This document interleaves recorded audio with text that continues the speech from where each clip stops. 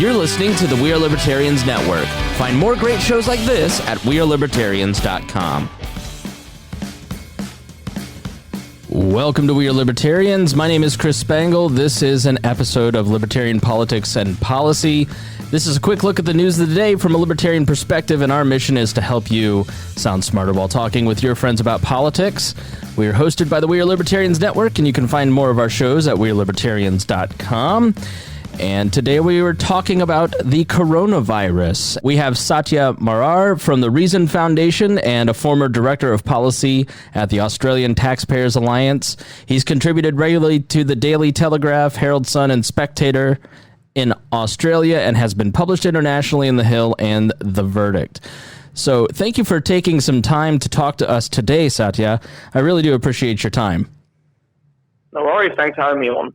So the coronavirus is spreading around the world as we speak. It started in China and Wuhan, and it seems to be taking the media by storm. But we want to go beneath the headlines and kind of find out if we should be worried too. So first, let's start with what exactly is the coronavirus? Sure. So the coronavirus is actually a class of multiple viruses, one of which is the one that causes COVID-19. That's the disease it's linked to. Another one is the virus linked with the SARS epidemic back in 2003. So, coronavirus itself is nothing new, and it's believed to, in this case at least, have originated with, sort of exotic meat markets in, Southeast Asian countries where the hygiene conditions are also not very good. Now, the illness itself, it spreads through similar means as the flu, and it's slightly more contagious than the flu, but not as contagious as measles is. Now, people who carry this illness can often carry it for up to 14 days without showing any symptoms. And the CDC and other organizations have advised to, wash your hands regularly. Don't touch your mouth or your eyes with unwashed hands, and limit your contact with people who seem to show flu-like symptoms. The symptoms include, at a basic level, things like a dry cough, a fever, and a bad cold. Some of the other symptoms include deep fatigue, fever, diarrhea, and so on. So we know that there have been 80,000 cases so far, and 3,000 people dead over the world. And while the number of Chinese deaths appears to be reducing, we are hearing of reports from countries like especially Italy and Iran and Japan, where we're seeing a massive ramp up in the number of cases. Yeah, I saw an article today that like 10% of the Iranian lawmakers have COVID-19. And that's because they have a lot of unrestricted travel between the two countries because of our sanctions on Iran. But how contagious is this? Well, I guess maybe the question is, how much do we really know? Because it started in China, and China seems to be fairly secretive about a lot of stuff, or they seem to be giving more of the better news in some ways. Have they started to give more information, and as it has spread, do we know a little bit more about it that is educating doctors and governments around the world? Look, we're already hearing reports that the Chinese government has been covering up many key details, including the fact that people were identified with probably this condition well before that information was released. Now, what we've been led to believe is that the death rate in China is about 2.3%. Probably a better indicator is the death rate outside China, which I think, including the Chinese figure right now, sits at about 3.5% of those infected. But the important thing to remember at the moment is that while that figure doesn't seem too high, I mean, it's significantly higher than the common flu, which is 0.1%. It much more severely impacts the elderly, people with pre-existing cardiovascular or lung-related conditions who have a significantly higher mortality rate. If you're young, fit, and healthy, and it gets detected in time and treated, your odds are very good. But of course, it probably will involve hospitalization of some sort and a quarantine, which of course is a daunting prospect for most of us. Absolutely. So the death rate seems low, but is the virality of it higher? Is that why everyone is so concerned? The virality is higher, but keep in mind there's also this public perception issue, right? A number of countries, including Australia, have put in place travel bans for people coming through China. Some places have immigration bans. And there is a certain degree of public panic. For example, some medical authorities have said if you're quarantined, in the event it actually comes to that, then you should stockpile about 14 days worth of medication, food, and so on. This has led to, in Australia at least, supermarkets being emptied of toilet paper already. So people are panicking quite a lot. Now, what I would say for the United States, though, and this is where the failures and the stupid mistakes of government come into the picture. There already is a diagnostic test for the illness developed by a company in Utah. That test is being used in European countries already. Now, that test has not been used in the United States. The FDA has instead used another test developed by the government, which was flawed. And they've limited their testing to people who have either traveled from the associated countries or who have been in contact with those who have. Now, as we know, you can carry this for about 2 weeks before showing any symptoms, which means that we may not fully know just how bad the threat is to the USA for at least a week or 2 weeks. And that's assuming that these diagnostic kits are deployed at the same rate the government says they will be. So when you hear the diagnostic test, what exactly does that mean? Because I don't really understand what that means. It's basically a way to test to see if someone is actually carrying the virus. Is it blood or saliva, or how do they test for it? I'm not entirely sure on those details. Okay. I do know that it is transmittable through air particles, so that would include saliva. Something more severe, like Ebola, for example. Ebola, when that outbreak happened in West Africa, had a much higher mortality rate, but it was also a lot harder to transmit. That involved blood or fluid contact. We know that with this particular, coronavirus, that it is transmittable through being even in proximity with people who might be carrying it, and they might appear to be completely healthy. So, living in Indiana, 3 minutes from a hospital and having health insurance and being 36 and healthy, I don't know that I'm necessarily hearing a reason to panic. I don't know if you saw the video. Just go to Twitter and look up Costco panic. And it was over the weekend. I mean, it was hundreds of people lined up outside of a Costco. I'm not lining up outside of Costco based on this information. So why do you think that it hits people in a certain way where they're driven to go out and buy, when really, like, you're probably going to catch the flu long before you ever catch COVID-19? Well, I think it's part of the side effect of living in a modern world where we really don't have too much to, worry about. And we do have such a good safety net in place that when something like this comes up on the horizon, the mere specter of it and the mere potential that it could turn out to be a lot worse than it initially seems to be, it's probably enough to make people panic and think, okay, look, just in case, I'm going to go ahead and do this. Because the last thing you want is to be in the kind of situation that a lot of the Chinese have ended up in, which is that, the sudden imposition of quarantine, very strict measures, meant that a number of people were unable to contact their elderly relatives in time, who ended up dying, or disabled children and so on. Pets were left unfed, some of them died.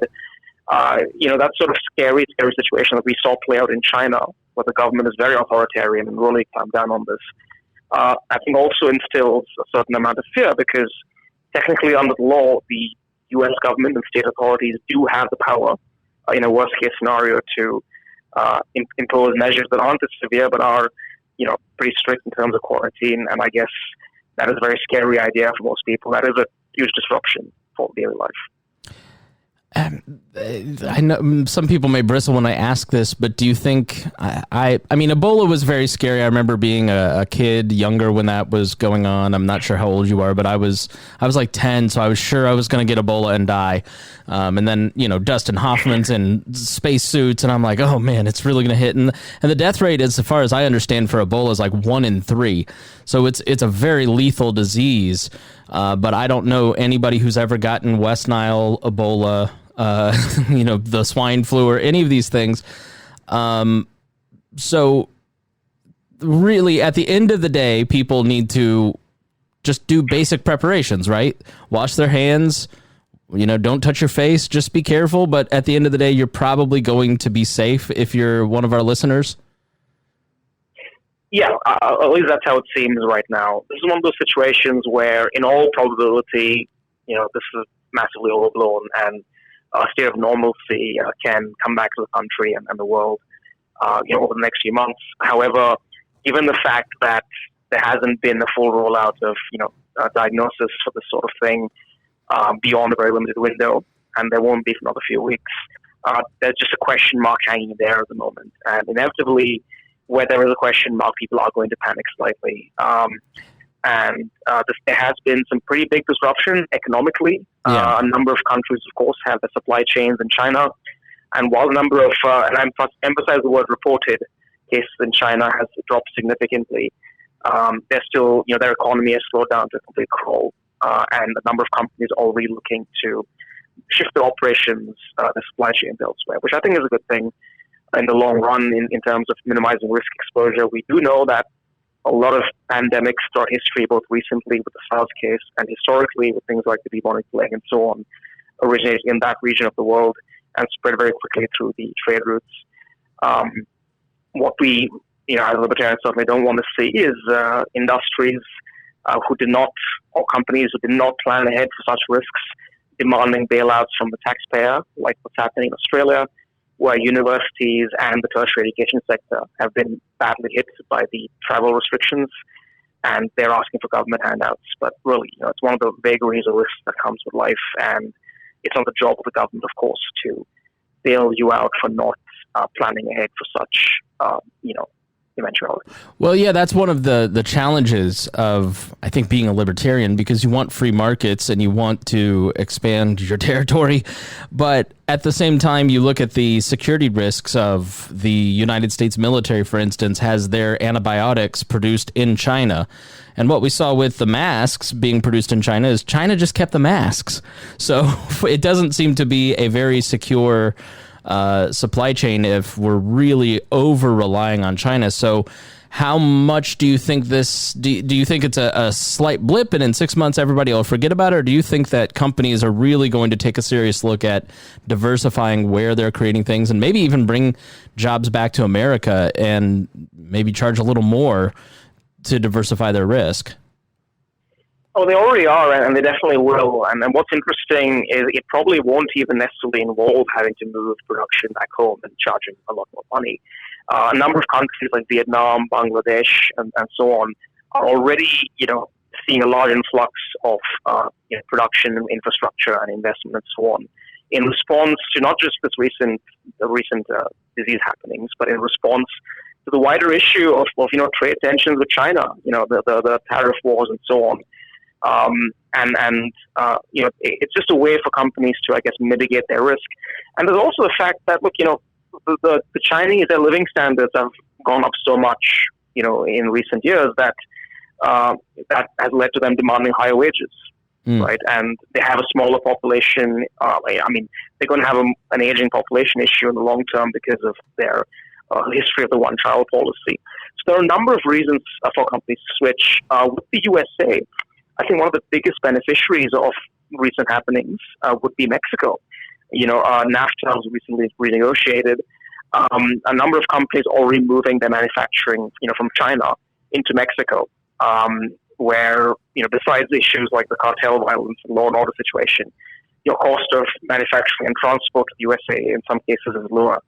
And it takes, only a few days to move a product from a factory in Mexico to the US. It takes about 14 days sometimes to get that moved from China. And look, I don't know about you, but one of my biggest concerns that I've seen are these private companies who, become afraid to call out the Chinese government for their authoritarian behavior, the human rights abuse, the organ harvesting. We've seen Blizzard Entertainment go as far as punish gamers for simply expressing political opinions because they're worried about being shut out of China overnight. And, as far as I'm concerned, the private sector, becoming a bit more skeptical of China and diversifying into other countries is a good thing. I completely agree, because while I am a non-interventionist, I don't believe that China is a good actor on the world stage. I do think things like Belt and Road, where they're investing in infrastructure, does pose a long-term threat to really Western nations and free market nations, may be the better way to put it, because China, if this is all being used as a convenient excuse to re-examine business and say, maybe we ought to start looking elsewhere and stop supporting a regime that will imprison 2 million Muslims and, just raise churches left and right and isn't really free, and we're supporting them, I'm okay with it. I personally, because I'm willing to pay a little bit more or slightly more or support companies that choose not to do business with China, because I just don't trust China has any inkling of freedom. They seem more bent on domination than freedom. Not that we're perfect, but at the same time, we don't have concentration camps for religious and political prisoners. Yeah, definitely. And one of the things with Chinese model that has made it so effective is that they've combined aspects of capitalism with aspects of top-down state control, to the point where, they're really hardcore mercantilists in some ways. Most of their top companies have a close relationship with either the government or people connected to the government, which makes it very easy for them to simply shut companies out for their CEO saying or doing the wrong thing. We've seen them wantonly arresting and throwing into jail business executives who, foreign nationals who stay there and have said or done the wrong thing, or, have been a victim of their justice system, which isn't always the most respectful to fair and due process and so on. And look, one of the theoretical reasons why we've seen China actually become more authoritarian as they become more prosperous is, I think that people ultimately are willing to trade away, as rational actors, a certain amount of liberty for being kept happy, having a roof over their head, having a good job, and so on. And that economic development has been used to offset some of the government's increasing overreach. But keep in mind, if China faces a competitive threat from other countries around the world, if their ability to, wield their power and attract all this investment and so on is challenged by other countries who are able to offer something better in a less authoritarian environment, then that also makes it harder for them to justify their own people, the level of authoritarianism that they're engaging in. And this is only in theory. We haven't seen this play out in practice. But I think if there is an actual serious threat to China's economic dominance from competition, then that will lead to increasing demands for the government to treat its own people better. Yeah, absolutely. Well, thank you so much for joining us. If people would like to follow you, and you talk about a lot of different things, not just public health, but tax reform, technology, foreign relations. People would like to follow you. Where can they do that? So my Twitter handle is at Mr. Jeet, MisterJeet. And you can find some of my writings also on reason.org. I write on a number of topics, education, finance, tech, foreign affairs, consumer choice, and so on. Satya Marar, thank you so much for coming on the program. Thanks for having me. Absolutely. All right, thank you for listening to We Are Libertarians, and we will talk to you soon. You're listening to the We Are Libertarians Network, and you can find more great shows like this at wearelibertarians.com. Shows like We Are Libertarians with Chris Spangle, The Brian Nichols Show, The Boss Hog of Liberty, Now Hear This with Chris Spangle, Gingerarchy with Tricia Stewart-Mann, and our training podcast, Upward, Libertarian Activism. All of these shows are supported by our patrons. If you'd like to become a Patreon member, visit wearelibertarians.com. Thank you so much for listening to this show